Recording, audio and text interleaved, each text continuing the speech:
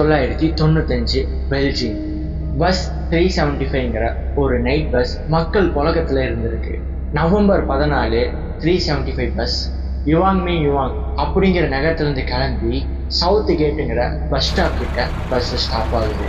அந்த இடத்துல இருந்து ஒரு வயசான பாட்டி, ஒரு பையன், ஒரு யங் கப்புள்னு மொத்தம் 4 பேர் அந்த பஸ்ஸுக்குள்ளே ஏறியிருக்காங்க. நைட் டைமுங்கிறதுனால ரோடெல்லாம் ஃப்ரீயாக இருக்குங்கிறதுனால அந்த பஸ் ரொம்ப வேகமாகவும் போயிருக்கு. நிறைய பேர் ரொம்ப டயர்டாக இருந்தனால அந்த பஸ்ஸில் தூங்கிட்டு வந்துருந்துருக்காங்க. ரொம்ப தூரத்தில் டிரைவருக்கு ஏதோ ஒரு வெளிச்சத்துக்கு கீழே 2 நிழல் தெரிகிற மாதிரி தெரிஞ்சிருக்கு. டிரைவரும் இந்த இடம் ரொம்ப மோசமான இடம், இங்கே யார் நிறுத்தாலும் நம்ம நிறுத்திடவே கூடாதுன்னு வண்டியை ஸ்பீடாக ஓட்டிகிட்டு போயிருக்காரு. அப்போது அந்த நிழல் மாதிரி தெரிஞ்சது. இப்போது அங்கே 2 மனுஷங்க மாதிரி நிற்கிறாங்க. அவங்க பஸ்ஸை நிறுத்துறதுக்காக கையும் காட்டுறாங்க. ஆனால் டிரைவர் அதை பார்த்தும் பார்க்காத மாதிரியே ரொம்ப ஸ்பீடாக போகிறாரு. இங்கே யாரோ பஸ்ஸுக்கு முன்னாடி நின்றுருக்காங்க, தயவு செஞ்சு நிறுத்துங்க அப்படின்னு லேடி கண்டக்டர் சொல்கிறாங்க. டிரைவரும் இது ரொம்ப மோசமான இடம், இன்னும் கொஞ்சம் தூரத்தில் தான் பஸ் ஸ்டாண்ட் இருக்குது, நம்ம அங்கே ஆளுங்கெல்லாம் ஏற்றிக்கலான்னு சொல்கிறாரு. அப்போது அந்த லேடி கண்டக்டர் இல்லை அவங்க ஏதோ எமர்ஜென்சி போல் ஒருத்தரை பிடிச்சிட்டே நின்றுருக்காங்க, நம்ம இவங்கள மட்டும் ஏற்றிக்கலான்னு பஸ்ஸையும் நிறுத்துறாங்க. அந்த 3 பேருமே பஸ்ஸுக்குள்ளே ஏறுறாங்க. 2 பேர் ஒருத்தரை கைத்தாங்களாக பிடிச்சிக்கிட்டே கூட்டிகிட்டு வராங்க. அவரை முன்னாடி சீட்டில் உட்கார வச்சுட்டு இவங்க 2 பேருமே கடைசி போய் பின்னாடி சீட்டில் உட்காந்துருக்காங்க. பஸ்ஸை எடுத்த உடனே தூங்கிட்டு இருந்த எல்லாருமே டக்குன்னு முழிச்சு என்னாச்சு, ஏன் பஸ்ஸை நிறுத்தணுங்கன்னு கேட்குறாங்க. அப்போது அந்த லேடி கண்டக்டர் இல்லை, இங்கே ஒரு 3 பேர் எமர்ஜென்சி நின்றுருந்தாங்க, அவங்க நம்ம ஏற்றணும், அதனால தான் நீங்கள் எதுவும் நினச்சிக்காதீங்க, சாரின்னு சொல்லிட்டு அவங்க வேலையை பார்க்க போயிடுறாங்க. அப்போ அந்த ஓல்டு லேடி யார் அவங்க அப்படின்னு பின்னாடி திரும்பி பார்க்குறாங்க. பார்க்கும்போது கொஞ்சம் கொஞ்சமாக அவங்களுக்கு பயம் வருது.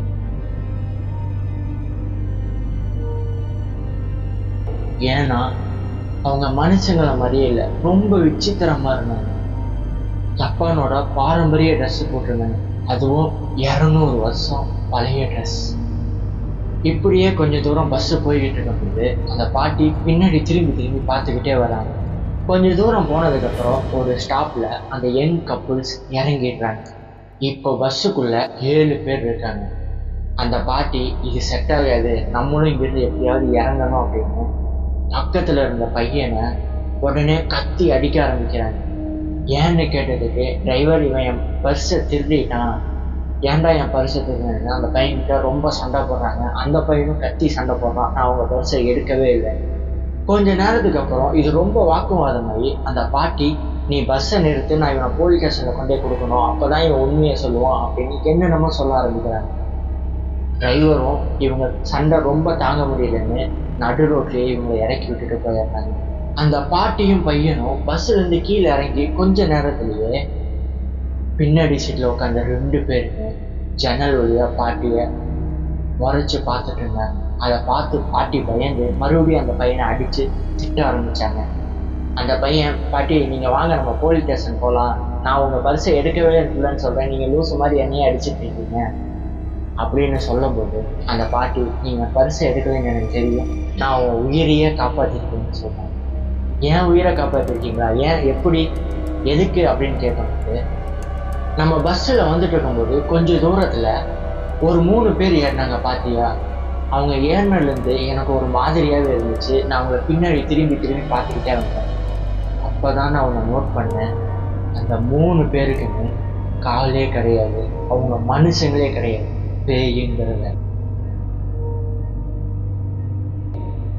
அந்த பையன் எதுவுமே புரியாமல் என்ன பாட்டி என்னென்னமோ சொல்கிறீங்க அப்படின்னு 2 பேருமே போலீஸ் ஸ்டேஷன் போகிறாங்க. அங்கே போலீஸ் ஸ்டேஷன் போய் நடந்தது எல்லாமே சொல்கிறாங்க. இவங்க ஏதோ கதை சொல்கிறாங்க அப்படின்னு போலீஸ் ஸ்டேஷன்லேருந்து இவங்கள தாட்டி விட்டுறாங்க. அடுத்த நாள் மார்னிங் பஸ் டிப்போலேருந்து போலீஸ் ஸ்டேஷனுக்கு ஒரு கால் வருது. அது என்ன கால்னா, எங்களோட மிட்நைட் 375 பஸ் இப்போ வரைக்கும் டிப்போக்கே வந்து சேரலை, அந்த பஸ்ஸு எங்கே போச்சுன்னு கூட தெரியலன்னு ஒரு கம்ப்ளைண்ட் வருது. போலீஸும் எல்லா இடத்துலையுமே செக் பண்ணி பார்க்குறாங்க, எங்கேயுமே கிடைக்கல. அப்போ தான் அந்த பாட்டியும் பையனும் சொன்னது ஞாபகத்துக்கு வருது. உடனே அவங்கள கூப்பிட்டு ப்ரெஸ் முன்னாடி அன்றைக்கி என்னென்னலாம் நடந்துச்சு எல்லாமே சொல்லணும்னு ஒவ்வொன்றா கேட்குறாங்க. அந்த பாட்டியும் ஒன்று விடாமல் எல்லாருமே சொல்கிறாங்க. 3 விசித்திரமான மனிதர்கள் வந்ததும் அவங்களுக்கு காலே இல்லாமல் இருந்ததும் எல்லாருமே சொல்கிறாங்க. எங்களுக்கு ரொம்ப பயமாக இருந்துச்சு. அதனால நாங்கள் அந்த பஸ்ஸிலேருந்து இறங்கிட்டோம். அந்த பஸ்ஸுலேருந்து இறங்கினதுக்கப்புறம் அந்த பஸ்ஸுக்குள்ளே 5 பேர் இருந்திருக்காங்க அப்படின்னு அந்த பாட்டி சொல்லியிருக்காங்க. அது மட்டும் இல்லாமல் அந்த விசித்திரமான மனுஷங்க 3 பேர் யாருன்னு போலீஸ் இன்னும் தீவிரமாக தேட ஆரம்பிக்கிறாங்க. இதுக்கப்புறம் அடுத்த நாள் ஃபாக்ரண்ட் ஹில்ஸ் அப்படிங்கிற ஒரு இடத்துல இருந்து 100 கிலோமீட்டர் தள்ளி மயூர் ரிசர்வாயர் அப்படிங்கிற இடத்துல ஒரு பெரிய குளம் ஒன்று இருக்கு. ஒருவேளை இந்த குளத்துக்குள்ள அந்த பஸ் விழுந்திருக்கலாமோ, ஆக்சிடென்ட் ஏதாவது ஆயிருக்கலாமோ அப்படின்னு போலீஸ் யோசிச்சு அந்த குளத்துக்குள்ள ஒரு 4-5 பேரை ஏறி தேட சொல்றாங்க. அப்படி அவங்க தேடும்போது அந்த குளத்துக்குள்ள ஒரு பஸ் இருந்திருக்கு. அந்த பஸ்ஸை சந்தேகப்பட்டு மேலே தூக்கும் போது தான் தெரியுது அது காணாம போன 375 பஸ். அந்த பாட்டி சொன்ன மாதிரியே அந்த பஸ்ஸுக்குள்ள 3 டெட் பாடிஸ் இருந்திருக்கு. அது யார் யாரோட டெட் பாடிஸ்னா, ஃபர்ஸ்ட் அந்த பஸ் டிரைவரோடது, 2வது அந்த கண்டக்டர் விமானோடது, 3வது அந்த மர்மமான மனுஷங்க ஒருத்தரை கைத்தாங்களா பிடிச்சிட்டு வந்தாங்க இல்லையா, அவரோட பாடி. இந்த 3 டெட் பாடியுமே டாக்டர் செக் பண்ணிட்டு இந்த டெட் பாடி 3மே இறந்து போய் ரொம்ப நாள் ஆயிருக்கும்னு சொல்றாங்க. போலீஸுக்கு ஒரே ஷாக்கி. ஏன் அப்படின்னா இந்த பஸ் காணாம போய் 2 நாள் தான் ஆகுது. ஆனா டாக்டர்ஸ் எல்லாருமே இவங்க இறந்து போய் ரொம்ப நாள் ஆகுதுன்னு சொல்றாங்க.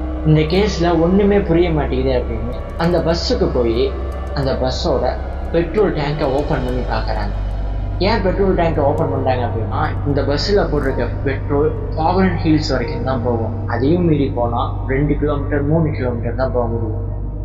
100 கிலோமீட்டர் கடந்து எப்படி இந்த ஏரிக்குள்ள வந்து இந்த பஸ்ஸு விழுந்துச்சுன்னு அவங்களுக்கு ரொம்ப ஷாக்கிங்காக இருந்துச்சு. இந்த பெட்ரோல் டேங்கை ஓப்பன் பண்ணி பார்க்கும்போது இன்னும் பயங்கர ஷாக். ஏன் அப்படின்னா பெட்ரோல் டேங்க் முழுக்கவும் ரத்தம் மட்டும்தான் இருந்துச்சு. என்னடா இந்த கேஸ்ல எந்த எவிடன்ஸுமே கிடைக்க முடியுது, எல்லாமே மர்மமாக இருக்கே அப்படின்னு யோசிச்சதுக்க டைம் தான் அந்த குளத்துக்கு நேராக சிசிடிவி கேமரா இருக்கு. போலீஸ் அந்த சிசிடிவி கேமராவை செக் பண்ணும்போது அதில் எந்த ஒரு தகவலுமே கிடைக்கல. பஸ் அங்கே வந்ததுக்கான ஒரு அடையாளம் கூட இல்லை. இதுக்கப்புறம் போலீஸும் இந்த கேஸை ரொம்ப மிஸ்டீரியஸாக இருக்குன்னு பெண்டிங்லேயே வச்சுறாங்க. இப்போ வரைக்கும் அந்த பஸ்ஸு எப்படி அங்கே போச்சு, அந்த மர்மமான மனுஷன் யாரு, பெட்ரோல் டேங்க்ல எப்படி இவ்வளோ ரத்தம் இருக்கு, இப்போ வரைக்குமே கண்டுபிடிக்க முடியாமல் தான் இருக்கு. காய்ஸ், இந்த வீடியோ எப்படி இருந்துச்சுன்னு கமெண்ட்ல சொல்லுங்க. நம்ம சேனலை சப்ஸ்கிரைப் பண்ணி இந்த வீடியோக்கு ஒரு லைக் கொடுத்துக்கோங்க. Thank you guys.